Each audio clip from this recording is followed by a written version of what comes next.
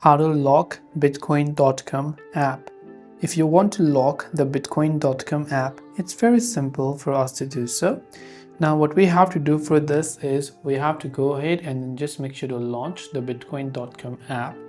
The app itself has a feature that will allow us to lock it to prevent any use from unauthorized sources.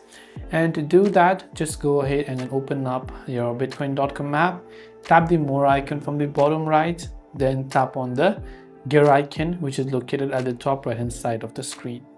When you do that, there you'll find the option that says app lock. It is currently disabled, and to enable it, I have to just tap on it once. Then if it asks you to verify, that's perfectly fine. If not, that's also perfectly fine. Next time you open the app, it'll ask you to scan with your biometrics, and all that will give you access to the app.